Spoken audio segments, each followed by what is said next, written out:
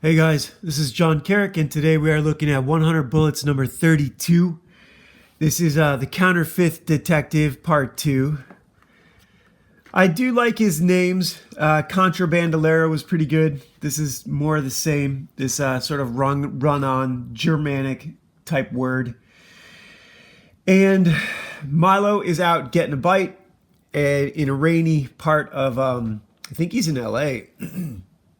He's got out of the Santa Monica Masonic Hospital, which actually doesn't exist. But he is having a hot dog. It looks like Pink's. It looks like Pink's. I don't know if it... Certainly can't read that.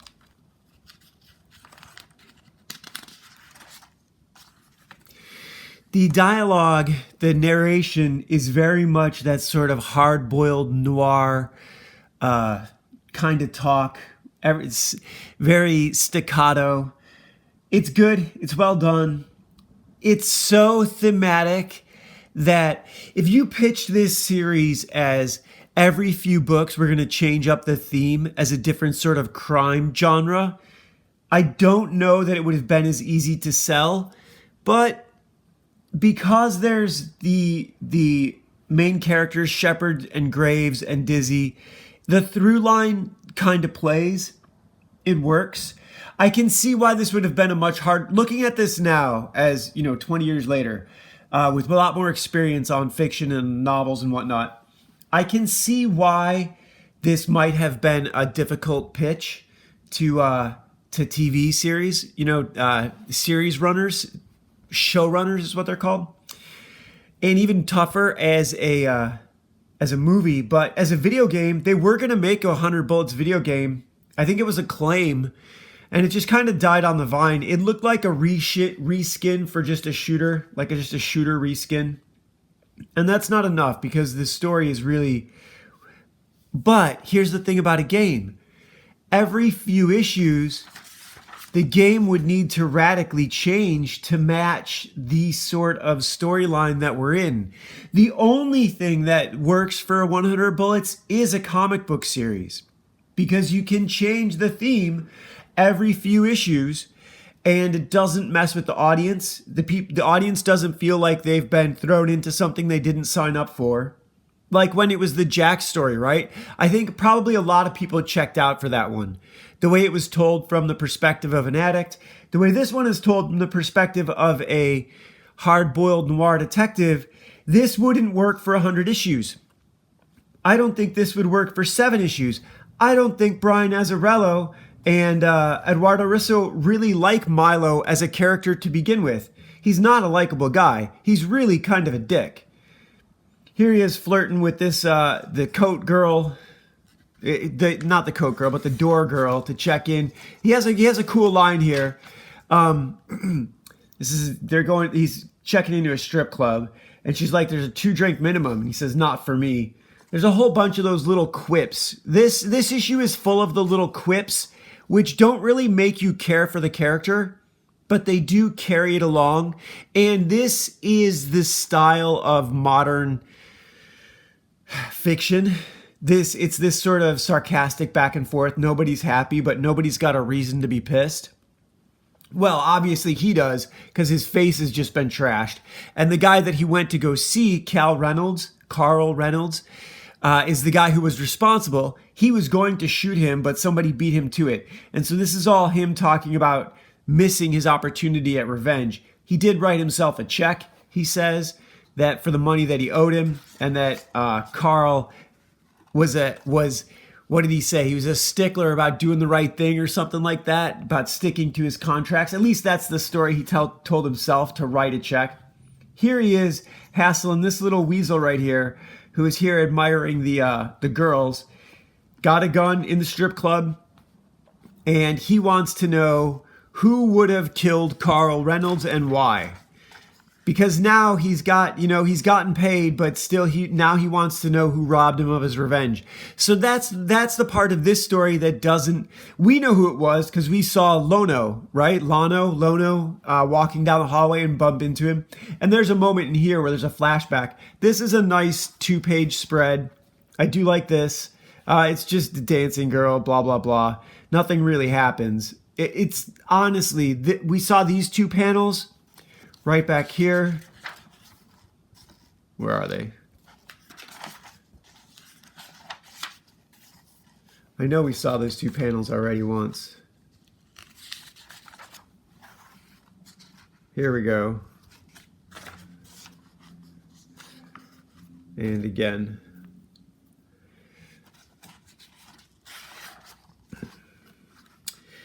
They're talking about, so what had happened was this guy Carl Reynolds wanted this guy to steal a painting, and he did. And then the painting got stolen from Carl, and he doesn't know anything about that. He's talking to him about who painted it, what was it. He doesn't know anything about paintings. This is the kind of art that he likes. And this guy's throwing up. He does say that where it was stolen from, some place called Ramses in Egypt. Was it Egypt? I don't remember where it was. Let me look really quick. Stolen from a place in the south of France that rhymes with Ramses. Sounds like Ramses. I should know that, but I don't. I don't know the south of France. I've never been to France. It'd be nice. I know Mont Saint-Michel, but that's in the north of France.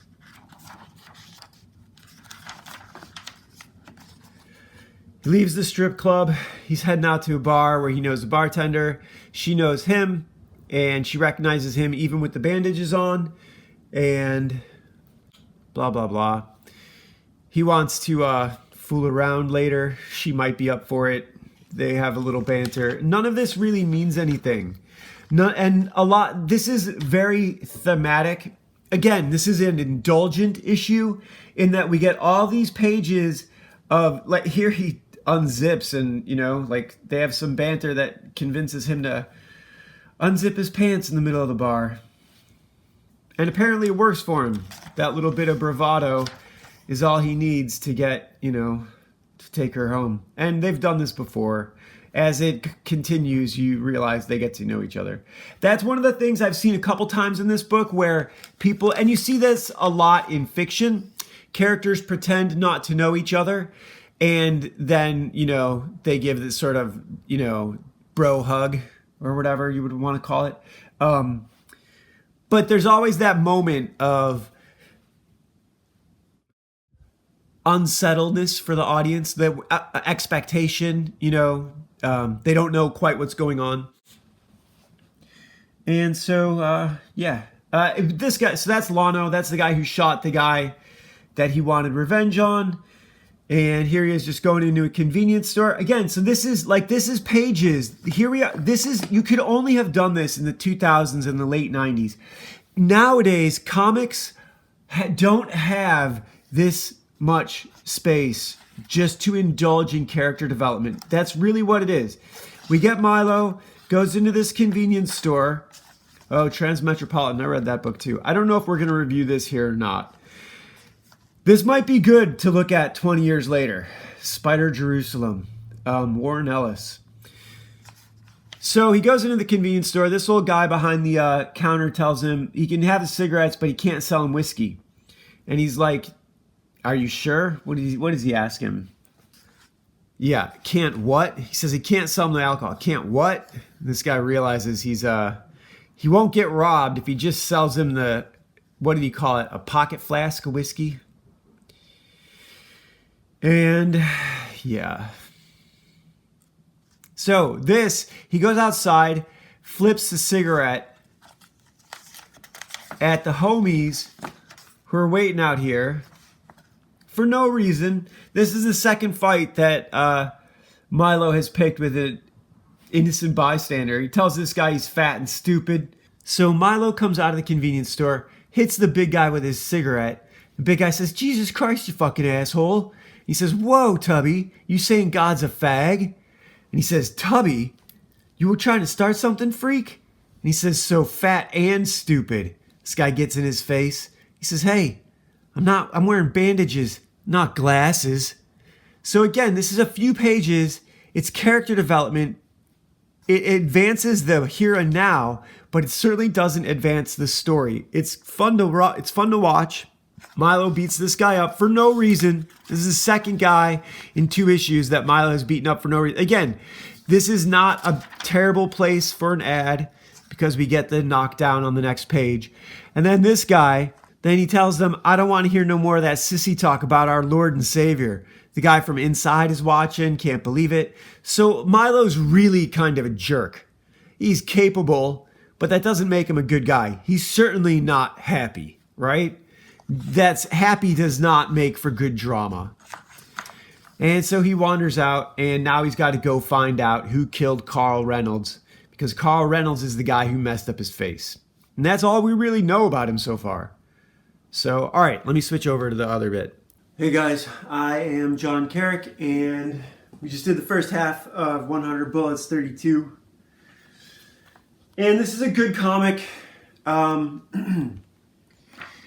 did notice though, look, there is some quality control to be had in comics and in general in your work. Like get the belly button to the center of the stomach, get this. Or if you're gonna have the hips, turn them more like the belly button's not lined up right. You know, it's not the end of the world. But something, it's the little things you notice, right? Anyhow, this is really good. I like the colors. I think when we get further along, I'm going to want to go back and compare the colors of the different stories and check and see if they are indeed hiring different colorists for each set of different stories. I would definitely lean as a novice colorist to more natural lighting. What they're doing is really impressive. They're using the colors as theme. It's the thematic, you know. I noticed it yesterday when they started off the story. The splash page of LA was just as good as this one, where this looks like it's all wet and not spray painted, but just recently rained. You know, they do that out here. They hire huge water trucks to spray down the streets so they look all shiny and wet, because that's not how it is in real life. No, sir. It's a lot dirtier than that. I worked on commercials where we literally hired water trucks to come and spray down Hollywood Boulevard for some like low rent wannabe actors to come out and do narration. So even small commercials have that stuff done. Today's card, the 2 of diamonds, this is an interesting one. This is a superhero comic book card if there ever was one. Human traffickers in your area, there's 4 of them, and they are selling women and children. And you have about 4 men in your group who could face off with them. That needs to be an ambush. Those guys need to be eliminated. Absolutely. Maybe if you kill the leadership, if you kill the 1 or 2 main leaders, as long as they're not their sons or cousins, the guys who are with them, they might be able to be rehabilitated. But probably you should drop off 4 of them from a distance. That would be the best way. Rifles. Anyhow, today's episode is brought to you by Ashley Fox Ninja Babysitter. I have a 12-page thing for this that's already inked in Illustrator, but the art isn't really great, so I need to go back and look at that. So that's going to be one of the ones in our zine. I'm working right now on the 1-page 6-panel bit, which is fun. I got to work out some more of those. Been listening to a lot of Anthony Jeselnik. He's a great comedian, but I found a guy who was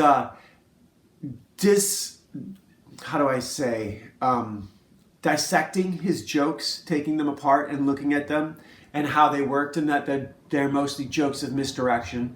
But you can't go too far with misdirection or the audience will feel like you're lying to them. And that's the same thing that you could do here. You can't go too... This is such a subtle thing. Overdoing it can break it in a way that's not immediately obvious.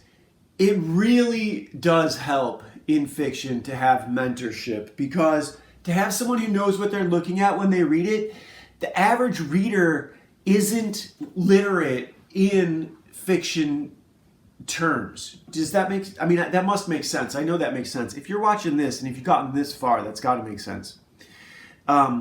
They don't talk about this in the same way. They can read it and know if they like it, the same way they can look at art and look at it and know if they like it. But there's this great scene in the first season, might be the second season of Black Sails, where there's these 2 guys, a pirate and a nobleman, one of the dudes with the curly wigs, like English nobleman, looking at two paintings, and one of them is really nicely done, and the other one is a hack job, kind of like what I would do.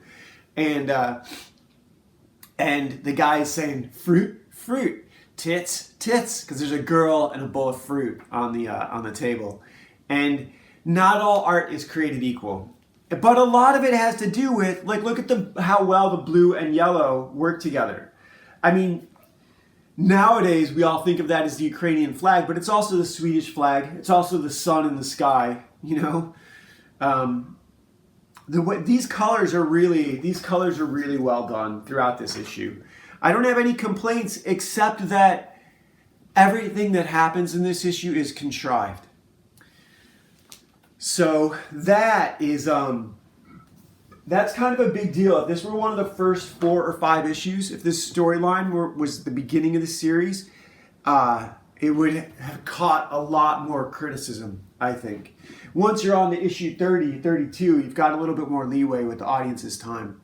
So, and these are all just ideas. I don't really know what I'm talking about. I'm just saying shit. So, but yeah, I didn't get a chapter done last night. I was really nervous about an appointment I had today with an eye doctor out here, and I had surgery on my left eye today, laser surgery, to prevent a possible retina tear.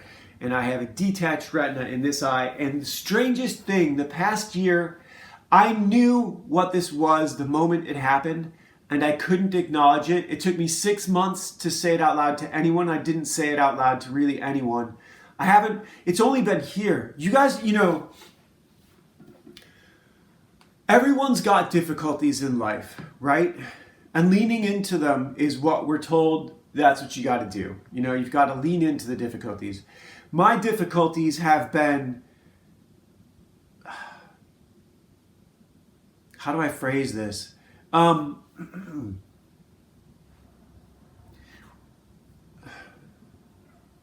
Well, for one thing, I have not been able to find a stable source of income in my professional career. I've had periods of time, years, where I was well employed and making a good volume of money, but never with one company.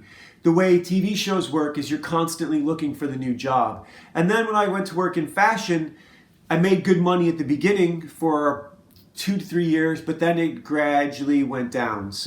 And I wasn't in a position to rebuild my network, and this was pre-Trump, so this was the low-key, look, I sound like I'm making excuses for myself, but what I'm trying to do is describe how I became someone who's really pretty private and doesn't talk about the challenges I face. You know what I mean? Talking about them on here is really kind of the only place that I do that.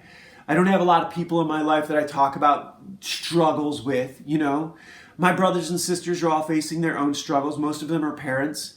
So, I had a friend tell me a couple weeks ago that choosing to live on my own and not being desperate to find someone to either move in with me or move in with them is selfish.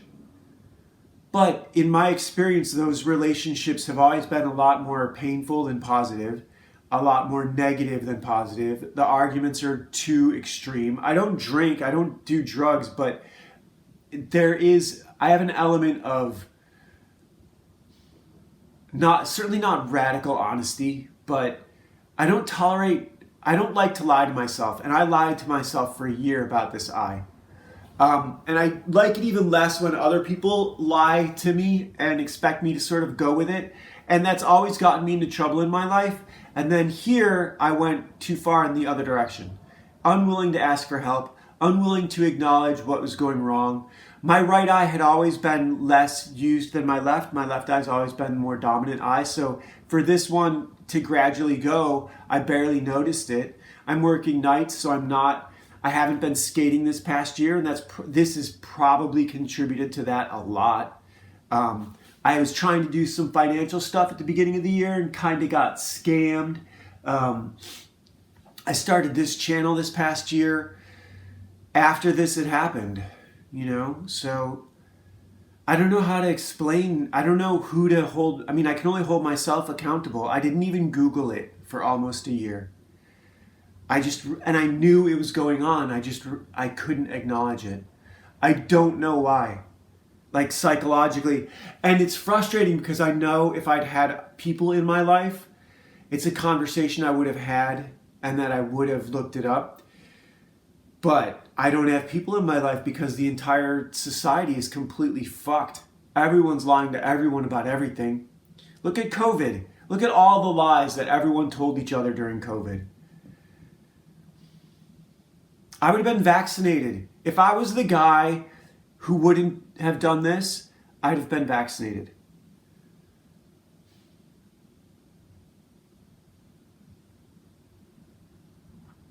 I like to think that I'm happy with who I am, that I've become the person that I want to be, but now I'm getting myself into trouble being this person, you know?